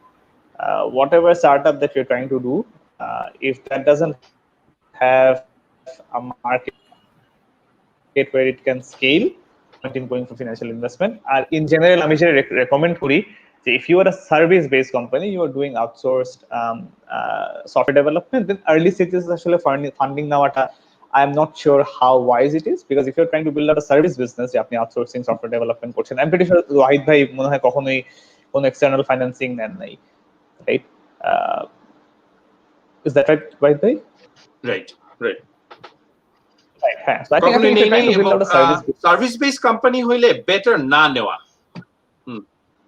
I would say I completely agree. Of course, it might come to a stage যেখানে you have a massive opportunity for a lot of growth. তখন you might go into service based company যদি অনেক scale up করার plan করেন, definitely. But early stages I would say যে service based company funding নেওয়াটা is the wisest of ideas. Right. ওকে, আমাদের কয়েকটা comment আসছে, কোনো প্রশ্ন নেই, তো আমরা নেক্সট কোয়েশ্চেনের মধ্যে আমাদের স্ক্রিপ্টের নেক্সট কোয়েশ্চেনে চলে আছি। What are the problems of starting a software business in Bangladesh? What are the solutions? Yes, ভাই নাকি বাহার ভাই স্টার্ট করবেন? আমি শুরু করি। সমস্যা তো আসলে শেষ নাই, হ্যাঁ সেটা তো বাংলাদেশে আসলে কোনো কিছু ধরা যাক আমি আজকে একটা বিজনেস শুরু করব, সেই বিজনেস শুরু করতে গেলে কি কি কাজ করতে হবে, সেটা লিগ্যাল হোক বা অ্যাডমিনিস্ট্রেটিভ গত ভাবে হোক, সেইটার আসলে কোনো গাইডলাইন নাই। অনেকে অনেক কিছু বলতে পারে, অনেক জায়গায় আছে, but things doesn't work as per the guideline. So funding বা এই সব গত ব্যাপার স্যাপার তো আছেই, বা হচ্ছে যে টিম সেট আপ করবে, টিমকে নিয়ে সমস্যায় পড়তে হয়, বা লং টার্ম স্ট্র্যাটেজির অভাব। তো আমার মনে হয় সমস্যায় সবাই জানে, কিন্তু আমি যেই জায়গাটায় ফোকাস করে ট্রাই করব সেটা হচ্ছে যে এই সমস্যাগুলোকে ফেস করেই প্রচুর স্টার্টআপ মানে ভালো করতেছে। তারা আসলে আমরা যেই স্টার্টআপের দিকেই তাকাই, বা স্টার্টআপ বলবো কেন, এসএমই বলি, স্টার্টআপ বলি, বিজনেস বলি, কর্পোরেট বলি, সবাইকে সমানভাবে সমস্ত সমস্যার মধ্যে দিয়ে যাইতে হচ্ছে বাংলাদেশকে। তারা সবাই সেই সবগুলো ফেস করে, এবং সেগুলোর উপায়ও আছে কিভাবে সেই সমস্যাগুলোকে অ্যাভয়েড করা যায় বা রিজলভ করা যায়। করেই হচ্ছে ব্যবসা করতে হবে বাংলাদেশে, এবং এটা করা সম্ভব। সবাই করতেছে, নিয়াজ করতেছে, ওয়াহিদ ভাই করতেছে, আমি করতেছি, এবং আরো 100 জনকে জিজ্ঞেস করলে তারাও বলবে। তো আমার মনে হয় সমস্যার মধ্যে গেলে আমরা সমস্যার মধ্যেই পড়ে থাকবো। মানে এটা আমি এমন না খুব অপটিমিস্টিক ভাবে বলতেছি যে সমস্যা দূর হয়ে যাবে। অল আই ক্যান সে যে এই সমস্যাগুলোকে ট্যাকল করে আগানো সম্ভব। তো আচ্ছা, তাহলে আমি প্রশ্নটা একটু অন্যভাবে করি। আমরা সবাই জানি যে আমরা বাংলাদেশে ব্যবসা করতে যে আমরা সমস্যা ফেস করতেছি, আমরা কিভাবে করে এই সমস্যাগুলি, আমরা জানি কম বেশি সবাই জানি যে সমস্যাগুলি কি, আমরা কিভাবে করে এটাকে ট্যাকল করে যেতে পারি? ভাই আপনি যদি ওইটার মধ্যে একটু অ্যাড করেন। আমার মনে হয় যদি আমি খুবই একবারে ফ্রম ভেরি ফাস্ট ধরা যাক আজকে শুরু করা যাবে, প্রথমেই হচ্ছে যে তাকে একটা ট্রেড লাইসেন্স করা লাগবে, তার একটা বিজনেস অ্যাকাউন্ট লাগবে, এই এগুলো লাগবে। তো আমার মনে হয় সে আইদার হচ্ছে এখন অনলাইনেও প্রচুর কন্টেন্ট আছে, সেটা দেখতে পারে, অথবা হচ্ছে যে পরিচিত কাউকে রিচ আউট করুক, দ্যাটস অল। মানে যে কোনো একজনকে, মানে আমি শিওর যে ব্যবসা করতে চায় তার আশেপাশে সে একজনকে অবশ্যই খুঁজে বের করতে পারবে। যদি খুঁজে না বের করতে পারে তাহলে বলতে হবে যে ব্যবসা শুরু করার ফার্স্ট কোয়ালিফিকেশন তার নাই। এটা দ্যাটস ট্রু, তাই না? আমি বহুবার এটার ভিতর দিয়ে যে এই ফিলিংটা হয়েছে যে ওই একজন লাগে যে এই প্রসেসটার ভিতর দিয়ে এর আগে গেছে, নিজে বাংলাদেশে এটা ডিসকভার করে করতে গেলে too expensive and too time consuming. So তুমি যেটা লাস্ট বললা, মামা খালা কেউ একজনকে খুঁজে বার করা, মানে আত্মীয় হতে হবে এরকম কোনো কথা নাই। ইভেন দেখা যায় যে পরিচিতর মাঝে রিজনেবল বাজেটের মধ্যে লয়ারও পাওয়া যায়, হ্যাঁ, যারা এই কাজটা হেল্প করবে। এটা আসলে এমন একটা জিনিস যেটা গুগল করে বা নিজে ভুল করে করে শিখে করতে গেলে শুধু শুধু সময় নষ্ট হয় এবং হ্যাঁ সেটাই শেষ পর্যন্ত খরচও হয়। সো এটা কারোর এটা একটা প্রসেস, রাইট? জাস্ট একটার পর একটা নিতে হবে। একজনকে দরকার যে জানে এবং সেটা বলবে যে তুমি এটা করো, তুমি এটা করো। আর আরেকটা আমি যেটা বলবো সেটা হচ্ছে মানে লং টার্মে চিন্তা করা, যে আমি নেক্সট 6 মাস, 1 বছর, 18 মাস বা 24 মাস এইরকম ভাবে খুব একবারে কাগজে কলমে না লিখতে পারলেও নিজের জন্য একটা প্রেসাইজ ধারণা থাকে যে আমি কোথায় যেতে চাই, এবং সেই জন্য টিম সেট আপ করা। আমার মনে হয় মানে আমি নিজে আমার পুরা মোটামুটি 12 বছর হয়ে গেল আমার নিজের মানে এন্টারপ্রেনারশিপ এক্সপেরিয়েন্স। আমি যেটা টের পাইছি সেটা হচ্ছে যে একটা ভালো টিম থাকলে ইউ ক্যান ডু এনিথিং। মানে ভালো টিম বলতে আমি বুঝাচ্ছি যে লয়াল কোশ্চেন করবে না তা না, এমন একটা টিম যেই কোশ্চেন হচ্ছে কোশ্চেনও করতে মানে সরি এমন একটা যারা হচ্ছে যে আপনার ভুল নিয়ে সমালোচনা করতে পারবে, আপনাকে ফোর্স করবে, নতুন জিনিসপত্র শিখায়। তো আমার মনে হয় রাইট টিমের দিকে মনোযোগ দেওয়া উচিত। হ্যাঁ, যে মানে ফার্স্টে টিম, তারপরে হচ্ছে এক্সিকিউশন। এইটা করলে আমার মনে হয় অনেক দূর যাওয়া যায়। টিম ইজ রিয়েলি ইম্পর্টেন্ট, বাকি সব হয়েই যায়। মানে ভেরি ট্রু, ভেরি ট্রু। এটা আমি আসলে টোটালি হয়েই এগ্রি যায়। করি এটার সাথে। নিয়াজের থেকে আমি টেনে নিছিলাম। Niaz sure I will be able to add more important things. No. I think pretty much you summed up the whole question. So yeah, I think pretty much so. আমাদের আরো একটা প্রশ্ন আছে যেটা আমরা এখানে তুলতে পারি, সেটা হচ্ছে যে রাফসানুল হাসান উনি আবার জিজ্ঞেস করেছেন, I meant to say whenever I go to meet investors for a meeting, what documents do I need to share with them? আচ্ছা, আমি যেহেতু ওই কোশ্চেনটা আমি ওনারটা নিয়েছিলাম মিস্টার আফসানুল হাসানের, আমি আরেকটু সাম আপ করার চেষ্টা করি যে আই থিঙ্ক ডকুমেন্টস বলতে you need to give them your story, যে what problem are you trying to solve, how are you solving that problem, এই প্রবলেমটা সলভ করার মাধ্যমে how are you earning money, which is essentially revenue model, how much have you done so far, and then what's your team. In general এই 5টা জিনিস থাকলে that's good enough. Whatever you are trying to say, এটা আপনি যাতে 1 মিনিটে বলতে পারেন। there is something called elevator pitch, যে আপনি যখন কোনো একটা ইনভেস্টরের কাছে যাবেন, আপনি ইনভেস্টরকে 1 মিনিটে বলার চেষ্টা করবেন যে আপনি কোন প্রবলেম সলভ করছেন, কিভাবে সলভ করছেন, সেটাতে আপনার কেমনে আপনার বিজনেসে আর্নিং হবে, আপনি সোফার কি করেছেন, এবং আপনার টিম কি। ইন জেনারেলি 5টা জিনিস is good enough. You don't need to have a very আপনার তো কমপ্লিকেটেড এক্সেল শিট শুরুর দিকে দরকার নেই। এগেইন ইট ডিপেন্ডস অন আপনি কোন স্টেজে যাচ্ছেন। আপনার কোয়েশ্চেন দেখে আমার মনে হচ্ছে যে আপনি খুব আর্লি স্টেজের কথা বলছেন। আর্লি স্টেজে এই কয়টা জিনিসই বেশি ইম্পর্টেন্ট। এবং টোটাল মার্কেট সাইজ, যেটা আমি আগেরবারও বলেছিলাম যে আসলে আপনি যে প্রবলেমটা অ্যাড্রেস করার চেষ্টা করছেন, in general do you have any sort of data regarding how big this market is, বা ইভেন্চুয়ালি এই মার্কেটটা কত বড় হতে পারে, এটা সম্বন্ধে আপনার কোনো আইডিয়া আছে কিনা। থ্যাংক ইউ নিয়াজ ভাই। আমাদের স্ক্রিপ্টের লাস্ট কোয়েশ্চেনটা আমি জিজ্ঞেস করে ফেলি। নেক্সট স্টার্টআপ যারা প্ল্যান করতেছে, যারা স্টার্টআপ বিজনেস স্টার্ট করতেছে, এবং those who are planning to do this business and trying to take that risk, আপনাদের মতনই। ওয়াইড ভাইয়ের কথা বলবো না, তবে আপনাদের জন্য মানে you guys are very what can I say? You guys have the more inspirational stories. White Bhai, he doesn't. So White Bhai include করবো না. So আপনারা যদি next upcoming startups and entrepreneurs যদি if you have any kind of suggestions for them, so ওইটা যদি একটু দিতেন। নিয়াজ ভাই আপনাকে দিয়ে শুরু করি, তারপর বাহার ভাই আপনার কাছে আসি।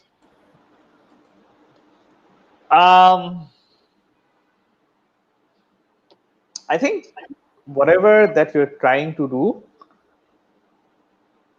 আমি একটু জাস্ট philosophical answer দিই, it's very important to be very clear to yourself about what you're trying to do. আসলে নিজে কি করতে যাচ্ছেন এই ব্যাপারে সবার আগে নিজে একটু ক্লিয়ার থাকবেন, এবং সবসময় মাথায় রাখবেন যে there is no wrong or right way, right? There is no one certain right way. So আপনি যেটাই করতে যাচ্ছেন না কেন, just try to be very clear to yourself যে আসলে আপনি কি করতে চাচ্ছেন। That would be my biggest যেরকম when I was in my earlier years, at times I was a bit confused about just আমি কি করতে চাই, right? So I think once you, it's not easy to find that answer, but once you figure out what that answer is, probably a lot of other things will start falling into place. Barbe? আমি বলবো হচ্ছে আমি আসলে সেটাই বলবো যে mistake গুলো আমি করেছি সেটা হচ্ছে আমার মনে হয় একটা প্রেসাইজ নিয়াজ যেটা বললো যে একটা প্রেসাইজ আইডিয়া থাকা দরকার, এক্সাক্ট আইডিয়া থাকা দরকার যে আমি কি করতে চাই। তার আমি যেটা এর সাথে অ্যাড করব সেটা হচ্ছে নিজেকে একটা টাইম ফ্রেম বেঁধে দেওয়া, নিজেকে অ্যাটলিস্ট আমি অনেককেই দেখেছি আমার লাইফেও কিছু সময়ের জন্য এটা হয়েছে যে ড্র্যাগ করা, হ্যাঁ, যে আমি আসলে জানি না যে আমার প্যারামিটার গুলা কি কি, যে আমি কি 12 মাসের রিস্ক নেব, আমি কি 18 মাসের রিস্ক নেব, বা নাকি আমি 2 বছরের রিস্ক নেব। আমার মনে হয় অন্ধভাবে রিস্ক না নিয়ে একটু ক্যালকুলেটিভ ভাবে রিস্ক নেওয়া। যদি আমি আজকে শুরু করি, আমি আগামী ঠিক এক্স্যাক্টলি আসলে এটা নিয়াজের কথাটাই, যে ক্লিয়ারলি আইডিয়া মানে টার্গেট সেট করা বা ক্লিয়ার আইডিয়া রাখা যে আমি কি এক্সিকিউট করতে চাই। তো আমার মনে হয় সেইটা দিয়ে তখন হচ্ছে কি ফ্রাস্ট্রেশনের ব্যাপারটা অনেক কম আসে। হ্যাঁ, যে আমি বুঝতে পারি যে আচ্ছা ঠিক আছে, হোয়াট ওয়াজ মাই প্রোগ্রেস, আমার কি ভুল করছি, কি চিন্তা করছি, ওকে। কারণ এমনও হইতে পারে যে 1 বছর পর you might not be fit for this journey, মানে এটা কোনো সমস্যাই না, মানে এন্টারপ্রেনারশিপ বাকি সবকিছুর মতোই। হ্যাঁ, সো আমার মনে হয় ফেল হওয়াটা খুবই ন্যাচারাল, হইতেই পারে। হওয়ার পরে just move on to the next thing, কিন্তু সেটা যেন ড্র্যাগ না করে যে আচ্ছা ঠিক আছে 12 মাস হয় নাই, আচ্ছা আরেকটু সময় দিব। আমি বলবো যে এই কাজটা না করতে আর কি, কারণ এইটা বাকি সবার উপর নেগেটিভ ইম্প্যাক্ট ফেলে, নিজের ফ্যামিলি, এক্সটেন্ডেড ফ্যামিলি, সবাই। That would be my advice. Excellent answer, Barbe. Thank you.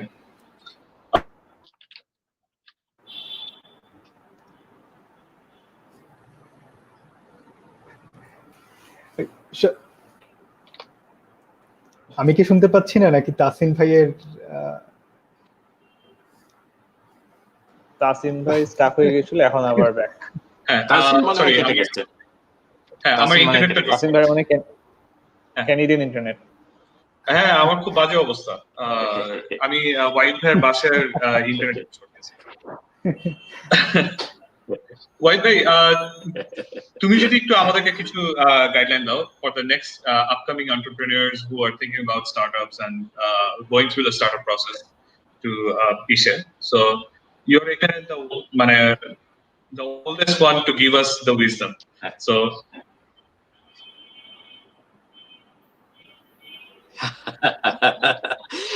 আমার এই ইন্টারনেটে কি অবস্থা, কথা শোনা যাচ্ছে নাকি? হ্যাঁ, কথা শোনা যাচ্ছে আর কি।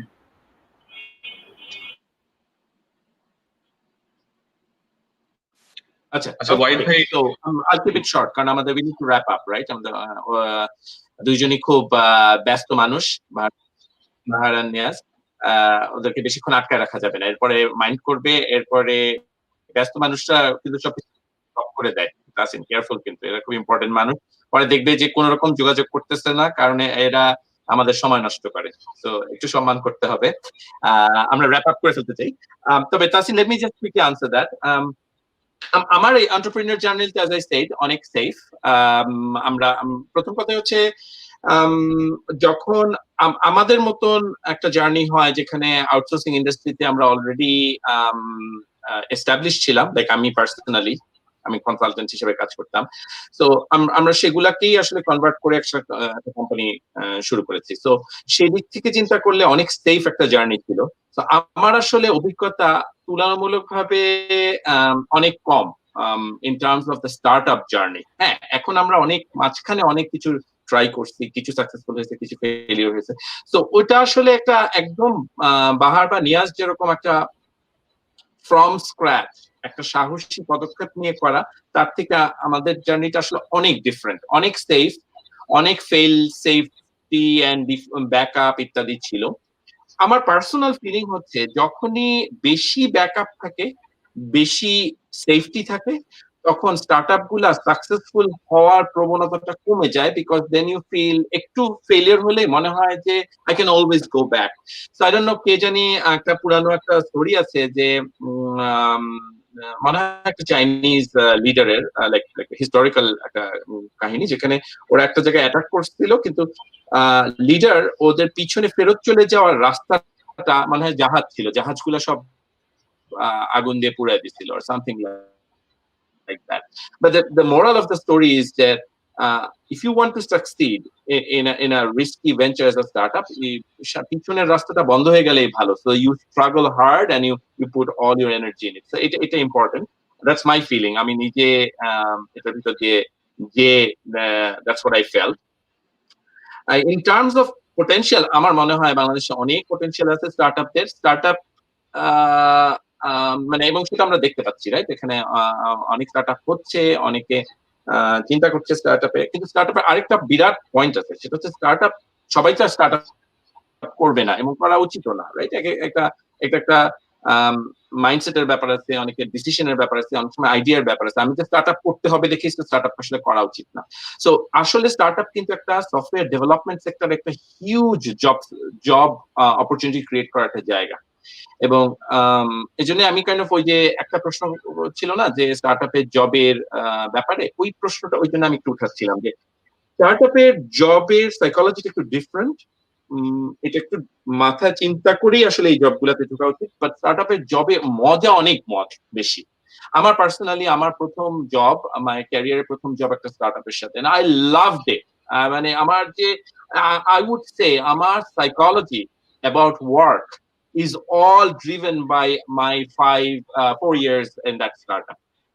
মানে অসাধারণ একটা অভিজ্ঞতা হয়েছিল যে কন্টিনিউয়াসলি নিজের একটা প্রশ্ন করা, আমি কি এটা পারি? আচ্ছা, আমি আজকে এটা পারি, কালকে ওটা পারবো। আমি সকালবেলা পারলে কোড লিখতাম, বিকালবেলা জাভাতে দেখা যেত, আমি জাভা জীবনে ব্যবহার করিনি, আমাকে জাভাতে কাজ করতে দেওয়া হচ্ছে, অথচ আমি আমার মূল রোল হচ্ছে C++ ডেভেলপার। সো এই যে সাইকোলজিটা, আই লাভড ইট। কিন্তু এটা থেকে অনেক কিছু শেখার আছে, ওই মাইন্ডসেটটা নিয়ে আসাটা দরকার। So I think from a job point of view, software ইন্ডাস্ট্রির career point of view, startup কালচারটা বাংলাদেশে বাড়ছে, আরো বাড়বে ইনশাআল্লাহ, এবং এটাতে আসলে আমাদের সবার জন্য খুব ভালো হবে। আমাদের জব অপরচুনিটি অনেক বেড়ে যাবে, আমরা অনেক বেশি শিখতে পারবো ইন দিস প্লেসেস। একটু মাইন্ডসেটের ব্যাপার আছে, একটু ম্যাচুরিটির ব্যাপার আছে, সেটা অন্য কথা, কিন্তু আমার মনে হয় অপরচুনিটি ডেফিনেটলি হিউজ। সো আমি অল ফর ইট। আমার personal experience was so good working for a startup as a software developer. আমি স্ট্রংলি বলবো যে স্টার্টআপকে নেগেটিভ ভাবে দেখা উচিত না ফর আ জব রোল। হ্যাঁ, কাজ হয়তো একটু বেশি করতে হবে, হয়তো বা মাইন্ডসেটের অনেক শিফটিং করা লাগবে, but that's the reality and we learned so much out of it. Unbelievable. ক্যারিয়ারের শুরুতে ওই স্কিল সেটটা আসলে you are made for your life. আপনি you can go throughout all your life just reaping the benefits ওই প্রথম 1 বছর 2 বছরে আমি স্টার্টআপে কাজ করে যে অভিজ্ঞতা হচ্ছে। That's my feeling for sure. So that's all I have to say. Tasin, একটু wrap up করে ফেলবা, কারণ এখন আসলে এরপরে আসলে আমাদের ব্লক করে দিতে পারে নিয়াজের বাহার। না, থ্যাংক ইউ। আমাদের প্রোগ্রাম প্রায় শেষের দিকে, আমি জাস্ট লাস্টে দুইটা পিছিয়ে দিব।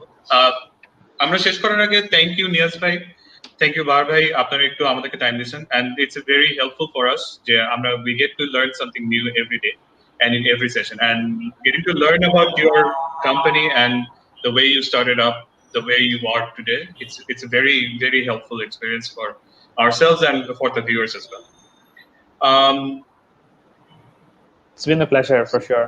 It's been a pleasure talking to all of you. So শেষ করার আগে আমি জাস্ট কুইকলি একটা অ্যানাউন্সমেন্ট দিচ্ছি যে আজকে আমাদের লাস্ট একটা সিজন 1 এর last episode, season 1 finale actually. একটু ব্যাকগ্রাউন্ড ছিল যে আমাদের এই প্রোগ্রামটার মেইন উদ্দেশ্য ছিল যে we get to have a platform where we can discuss in an open mind.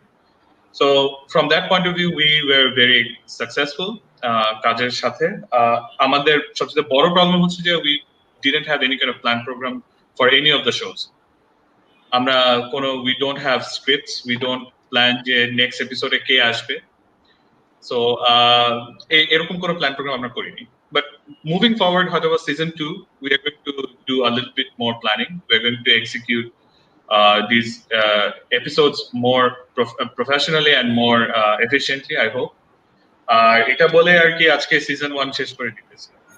So thank you to our viewers, thank you to our guests, and thank you to Wi-Fi for this platform, giving us all the opportunity to actually meet with each other. This was thank you to Castafter as well. So our কথা না বাড়াই এখানে শেষ করতেছি। সবাইকে good evening and খোদা হাফেজ। Tasin last লাইনটা আমাকে দিও। তাসিন লাস্ট লাইনটা আমাকে দিও। ওকে, হ্যাঁ প্লিজ।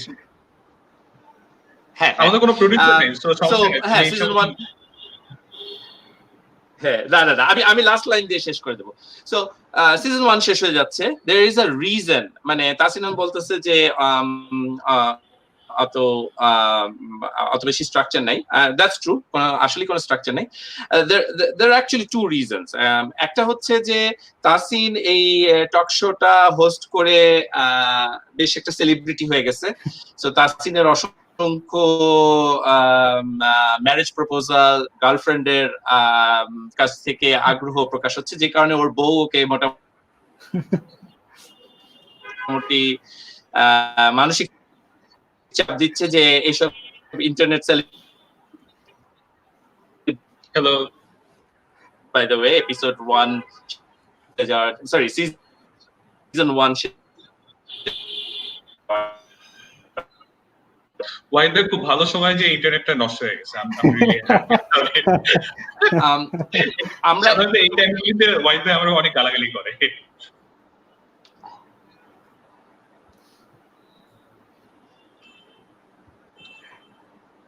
ওয়াইদ ভাই, আই থিংক ইউর ব্যাক। হ্যাঁ, এখন শোনা যাচ্ছে। আবার স্টার্ট করতে, মানে তোমার মানে স্পিচটা শুরু থেকে দিতে হবে।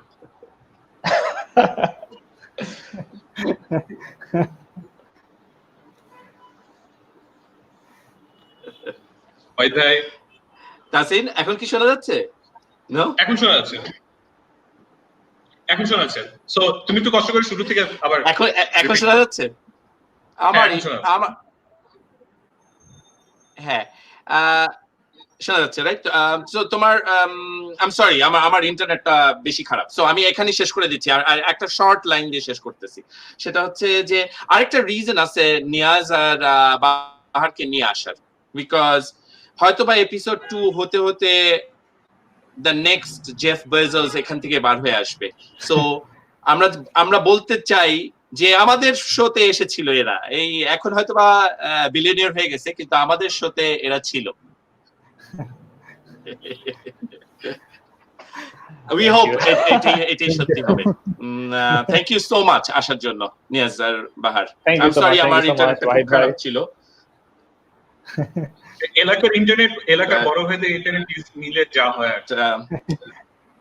hopefully next time will be better. So আমরা এখানে শেষ করে দিই। থ্যাংক ইউ সবাইকে। থ্যাংক ইউ নিয়াজ ভাই, থ্যাংক ইউ বাহার ভাই। তাসিন শেষ করে দাও, কারণ আমার ইন্টারনেট ইজ টু মাচ।